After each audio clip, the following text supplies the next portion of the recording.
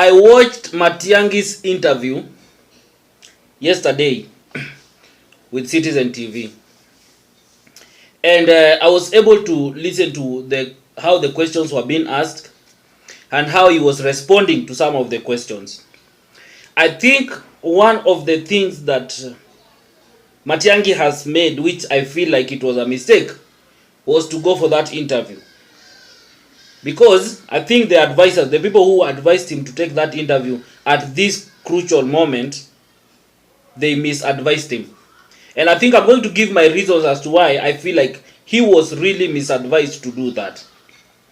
But before I go into the details, if you are coming here for the first time, kindly take a second to subscribe and to hit the notification bell so that anytime I post a video, you will always be the first to watch. So kindly do so, na kama kawaida, I'll be back.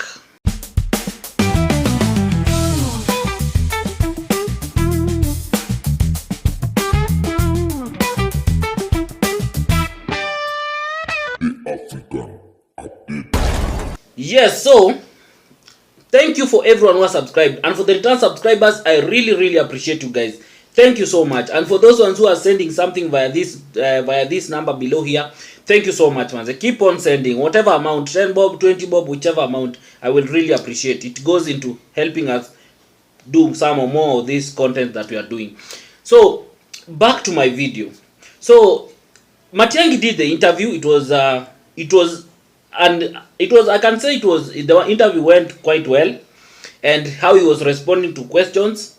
I feel he was still evasive in terms of giving out more details in terms of the questions, the way, especially the Rivayala thing and the history in Guinea, the way they transitioned, some of the things that money was stolen, the coffers, so many other things, how he was responding. I think, and this special unit that used to abduct people and kill people, and later they are found in Rivayala, Nini, because you remember Ruto spoke about some of these things when he just got into the office. But how he was responding is where I have the issue with, because he wasn't like just giving us some real details, and I think this is where now Gachagua always comes up different compared to these other people who are in the opposition.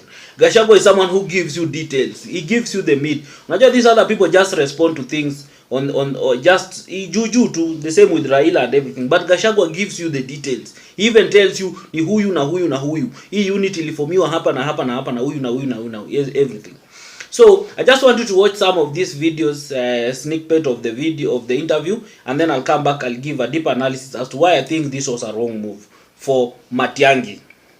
Because I've been seeing every time people say I'm going to go into public life, people start playing a song with two stanzas, Rivayala, Warakaland, and so on, and you see it repeated over and over again. I've never had an opportunity myself to publicly look the cameras in the face and say this is what it is and so on. When in 2021 the issue of a report was published by a local media about the bodies being pulled out of Rivayala, just like I saw last week and the week before. For us, we asked the Inspector General of Police, Matiangi'S, what was happening at that time. We agreed that the gravity of the situation is such that the DCI himself should go to that place and find out what's happening. The DCI spent some time there with a team from the DCI. When they came back, we asked for an inquest. We demanded an inquest. At the National Security Council, we asked for an inquest. Can we go into this matter and find out what's happening? The DCI and the police told us, fortunately for us, their bodies. Let us get the families to claim the bodies, then we build the stories from there. We open the file, we take statements from the families so that we understand the circumstances under which these people disappeared and the circumstances under which their bodies were found in Rivayala. By the time we were leaving government, the file was open. It was not closed at that particular time because investigations were going on. And that's why I keep saying every time, what happened with the file? I didn't live with the file. In any case, I would have nothing to do with the file as a cabinet minister. That was a police matter. And our detractors or people who like to make negative claims about this are always, they choose when it is convenient for them to say these things. The police service is independent. When they are doing certain things, it's dependent on the minister at other times. As a minister, I would have nothing with that investigation. I wouldn't even influence it for any particular purposes, as it were. The file was open. We didn't live with the file when we left government. And there are those that feel you are an Uhuru Kenyatta project. Let me ask you, Sam. You are an intelligent person, very well educated and experienced person. What does that actually mean in practical sense? There are many things that are bandied around. When I was younger, a little more impatient, I used to tell people, there are things that people tell you that when you sit back and analyze them, they wouldn't make sense even to a fool. What does that mean to be someone's project? You know, what does that mean? It's an indelible historical fact that Uhuru Kenyatta appointed me to his cabinet, and I served in his cabinet for 10 years in 3 significant portfolios, and gave me additional responsibilities and so on. But by the way, cumulatively for the 10 years Uhuru was president, he appointed close to 30 or so people to his cabinet. Some of them are serving in cabinet to this day. Others have risen to other responsibilities and so on. So am I a project by dint of the fact that I served in Uhuru's cabinet?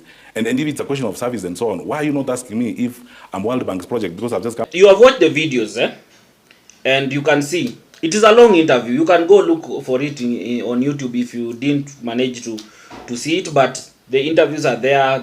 How he was responding to questions are there, and all manner of things. Now, this is why I think it was a wrong move for Matiang'i to take up this interview. Number one, Matiang'i has been in the previous government, and where he was a minister. He started as a minister of ICT. You remember Matiang'i used to operate with a lot of impunity. You remember when he shut down Citizen, KTN, and Nation when there was that transition, because Citizen, Nation, and Nini had filed a petition wakipinga hiyo story for them moving into digital, because I don't know, the case was just about them being given enough time, and it had to take the court to intervene for Matiang'i to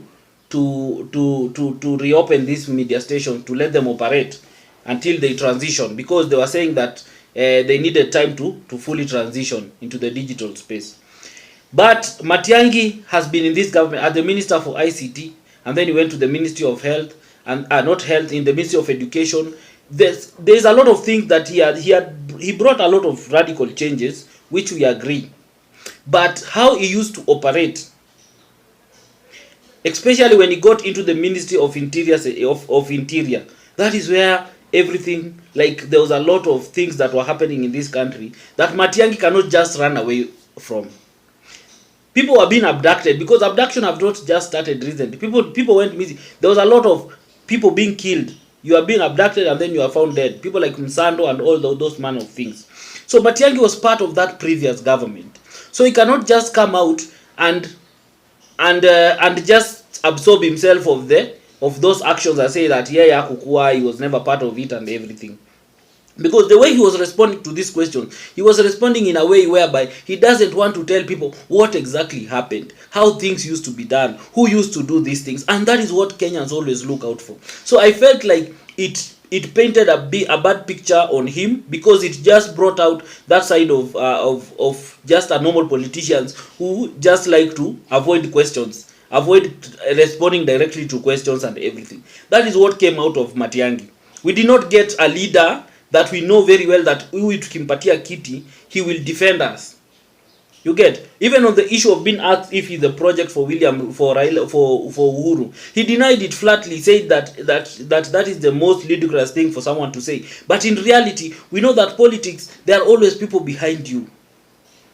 So this interview brought Matiang'i, and I think this was a trap, because I've never been a fan of Citizen. I always see Citizen as a station that is just pushing the government narrative. So I think this was an interview to fix him and to make something so that the public can start now judging him and digging deep into his political life and everything. Because how he was responding to the question he has just given his opponents some content, some perspective, some things to talk about, some things to attack him with.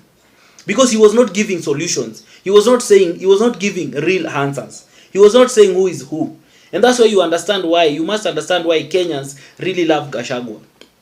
They love Gachagua because Gachagua says it as it is. But Matiang'i looks like someone who is evasive, someone who tries to cover things up, and someone who tries to look like, I don't want to say, I know the truth, but I'm not going to say, I'm just going to beat around the bush. So he's just coming out as a politician. And that is what these Kenyans right now don't want. And I think this interview was a deliberate attempt to set Matiang'i up with the Gen Zs. Because right now the Gen Zs will start now coming and started criticizing him, because they see nothing in him anymore. They are starting to see this is not the Matiang'i that this is not the kind of leader we want for ourselves, because he's trying to cover up some things. He's not coming up open.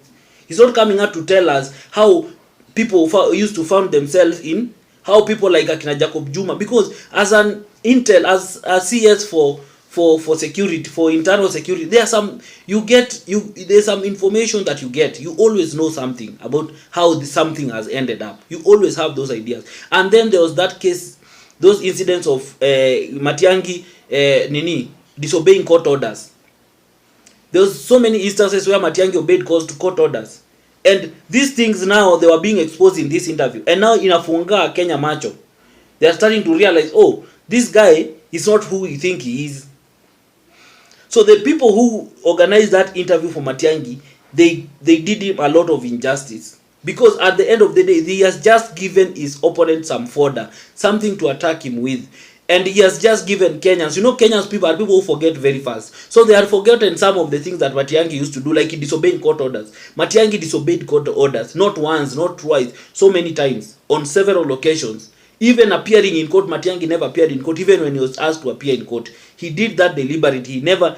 So, this thing has just opened the eyes of Kenyans. They have realized, this guy. And right now, the narrative will start changing. You will see even the Gen Zs coming out and to speak that, oh no, this guy is like this, is so many other things. You get? So, I feel like that was a wrong move for Matiang'i to come out like that. And I think he needed some advisors. And then he need to change his advisors. And then another thing, why I feel like he could have, what he ought to have done as at now.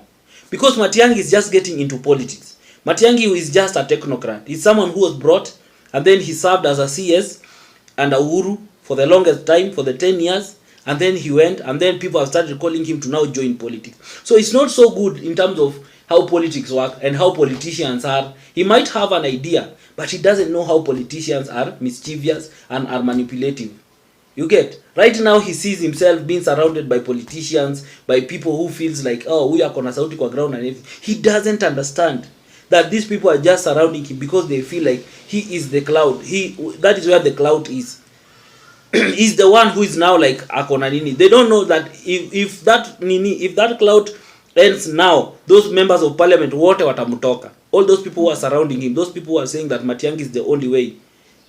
So what Matiang'i ought to have done as at now, Matiang'i angeendelea tu kufanya mobilization vile anafanya. He wouldn't have taken any interview. He wouldn't have appeared anywhere addressing anything. He could just be appearing in public gathering, speaking his mind and leaving. Speaking his mind and leaving. Speaking his mind and leaving. That is what he could have done. So that the little that his opponents think about him and the information they have little about him, wacha ibaki tu hivyo. And then these things, sasa, when it comes to close to 2027, when you are now getting to the election, now you start now having those public interviews, started having those sit-down interviews like the one he did in Citizen. Now you do it, more of them, so that by the time inafika your point, the people who will be supporting you, watakuwa wengi, that they are going to overlook anything that will be said against you, they will overlook. And you can see it even, you remember with Uhuru and Ruto.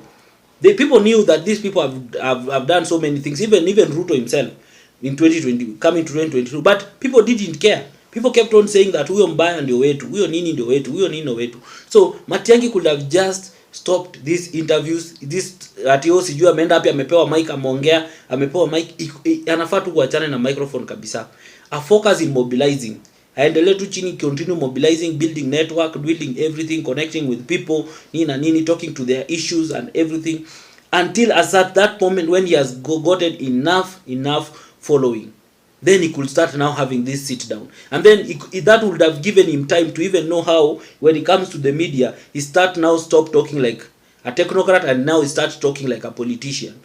He knows how to start responding to questions and everything. You get? This one could have been given enough time. But whatever, from what I've seen, I felt like it was a wrong move. And with the time, I think time will vindicate me on this. I know most of you people will not agree with me, but I'm telling you, Matiang'i is still being used. Like, he doesn't understand that politics, it's either you are using someone or you are being used. But at this moment, I see Matiang'i is just someone who is just being used. Unaelewa? And until he realize that, he will realize it when it's too late. Anyway guys, what do you think about that interview with Matiang'i? What do you think about Matiangi'S political future? Share it in the comment section. But above it all, remain respectful. Do not insult anybody. I see most of you, some of you, a few of you, very few, still coming to the comment section na matusi. Can you just be mature enough to just address your issues without insulting anybody? Just be mature enough. Anyway guys, thank you. Until next time, bye. Peace. African update.